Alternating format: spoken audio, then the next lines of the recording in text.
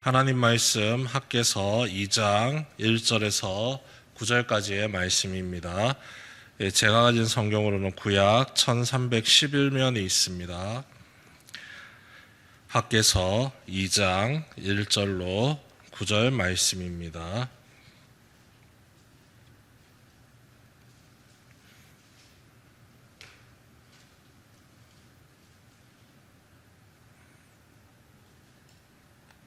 학개서 2장 1절로 9절 말씀 한 절씩 교독합니다. 일곱째 달 그달 21일에 여호와의 말씀이 선지자 학개에게 임하니라. 이르시되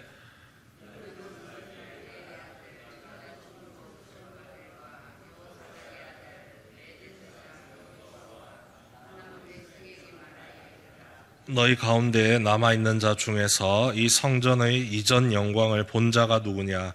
이제 이것이 너희에게 어떻게 보이느냐? 이것이 너희 눈에 보잘것없지 아니하냐?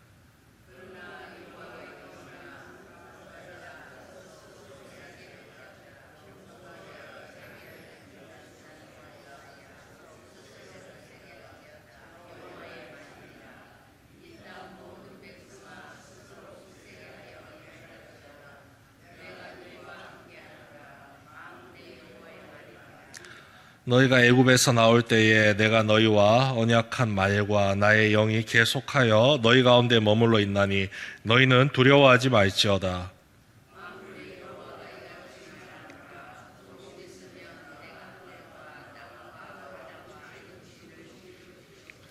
또한 모든 나라를 진동시킬 것이며 모든 나라의 보배가 이르리니 내가 이 성전의 영광이 충만하게 하리라. 만군의 여호와의 말이니라.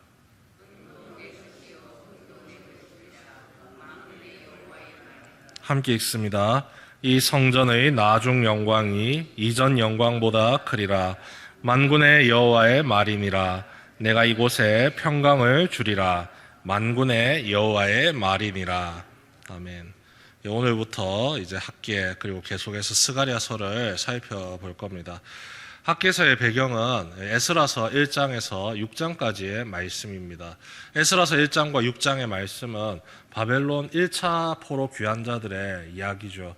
그들이 다시금 고향에 돌아옵니다. 하나님께서 베풀어 주신 약속의 시간이 차서 고향에 돌아와 다시 자유를 누리고 하나님 없는 삶이 아니라 하나님과 다시는 떨어지지 않는 삶을 살기 위해서 고향으로 돌아와 성전을 재건하는 그 모습을 보여줍니다.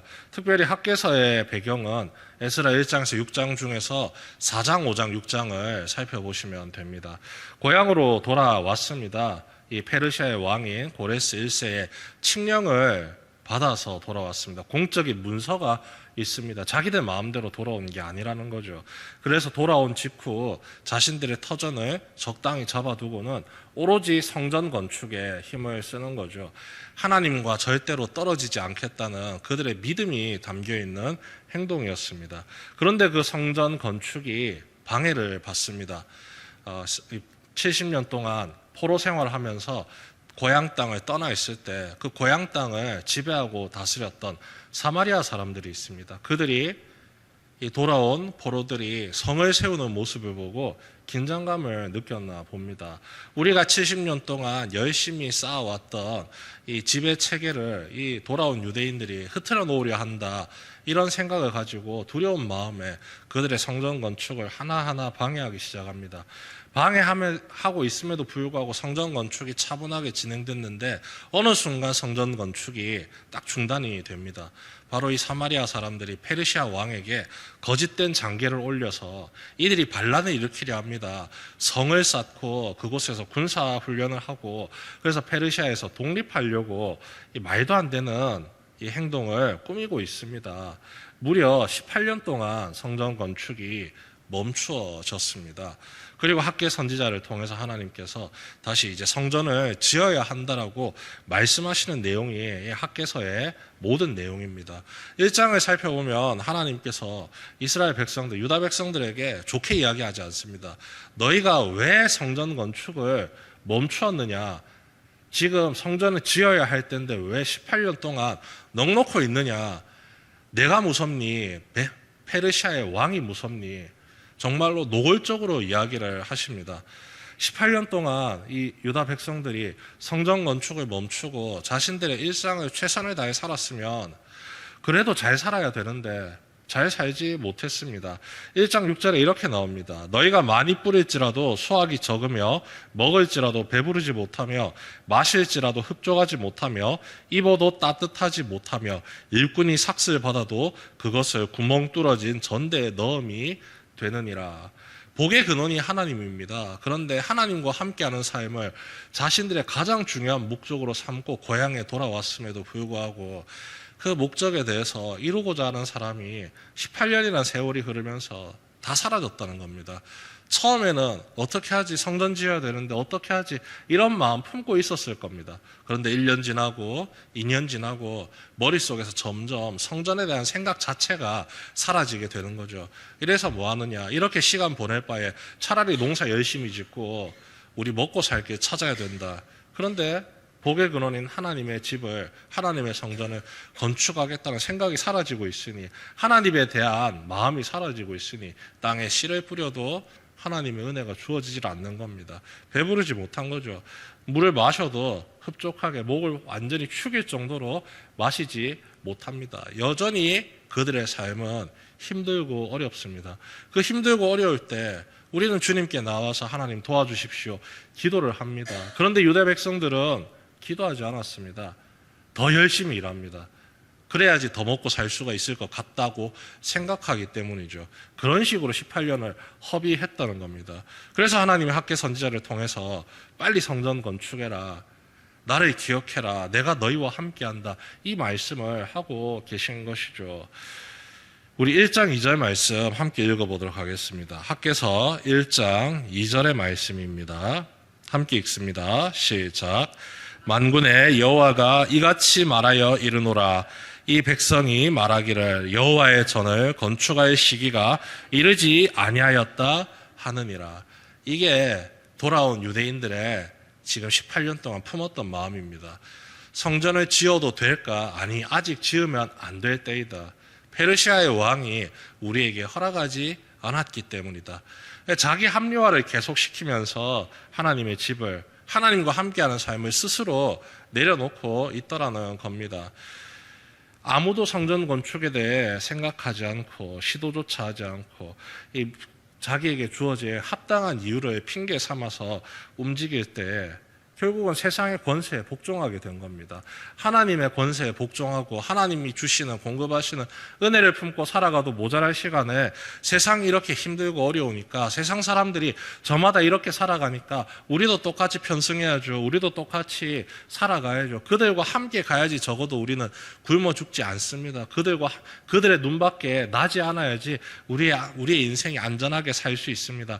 이런 착각 속에서 살아가다 보니 그들의 삶이 더욱더 힘들어지는 겁니다. 그래서 하나님은 혼을 내시는 거죠. 지금 너희가 그런 생각할 때가 아니다. 빨리 성전을 건축해라. 성전 건축 자체가 목적이 아닙니다. 성전을 건축하면서 그들의 마음이 다시금 하나님께 집중하기를 원하시는 말씀입니다. 하나님을 믿고 하나님을 의지하고 하나님께서 우리에게 공급하시는 은혜를 따라 우리가 살아가야지 소망을 품을 수 있습니다. 세상의 환경과 세상의 문제들 앞에 우리가 굴복할 때가 아닙니다라고 독려를 하고 계시는 중이죠. 계속해서 하나님께서 이렇게 말씀하십니다. 1장 13절에 여호와가 말하노니 내가 너희와 함께 하노라. 2장 4절에도 이렇게 이야기합니다. 내가 너희와 함께 하노라. 만군의 여호와의 말이니라. 특별히 학개서를 꾸준히 읽다 보면요, 만군의 여호와의 말이니라라는 이 표현이 계속해서 등장을 합니다. 하나님께서 하시는 말씀은 변화가 없다는 겁니다. 틀림없이 이루어진다는 겁니다. 그 앞에 이제 설명을 같이 하는 거죠. 내가 너희와 함께한다. 만군의 여호와의 말이다. 이 약속은 어그러지지 않으니 나를 믿고 두려워하지 말고 성전을 지어라. 방해꾼들이 어떤 협잡을 하더라도 그것에 짓눌리지 말고 마음 쓰지 말고 세상의 권세에 흔들리지 말고 오직 나만 믿고 일을 진행해라 이야기를 하는 거죠. 이 에스라서의 내용을 함께 살펴보면 하나님께서 어떤 식으로 도와주는지가 설명이 됩니다. 이 사마리아 사람들이 협잡질에 의해서 반역을 일으킬 족속입니다. 이 국가 내란죄에 누병을 씌워서 성전 건축을 못하게 만들었는데 학계의 선지자의 말씀을 힘입어서 하나님이 주시는 능력을 힘입어서 다시 성전 건축에 임하니 하나님께서 기가 막히게 도와주십니다. 이 페르시아의 그 당시 다스리고 있던 다리오 왕이 서류를 찾는 겁니다. 저들이 성전을 짓는데 무슨 이유가 있을 것이다. 그 성 내에 있는 서류를 다 뒤져봐라. 유대인들이 그들도 상소를 올렸거든요. 고레스 1세 때 우리에게 칙령을 주셔서 우리가 왕의 명령으로 성전을 짓는 거지 반역을 일으키려고 성전 짓는 게 아닙니다. 문서고를 뒤져보니 그 칙령이 나오는 겁니다. 아우, 내 조상님 왕께서 이 유대인들에게 성전 지으라고 허락하셨는데 내가 조상님의 명령을 어겼구나. 그래서 페르시아의 왕이 깜짝 놀라서 성전을 지을 수 있도록 모든 권한을 유대인들에게 돌려주고 필요한 모든 물자들 돌려보내줍니다. 하나님께서 오늘 학계 선지자를 통해서 이렇게 말씀하셨죠.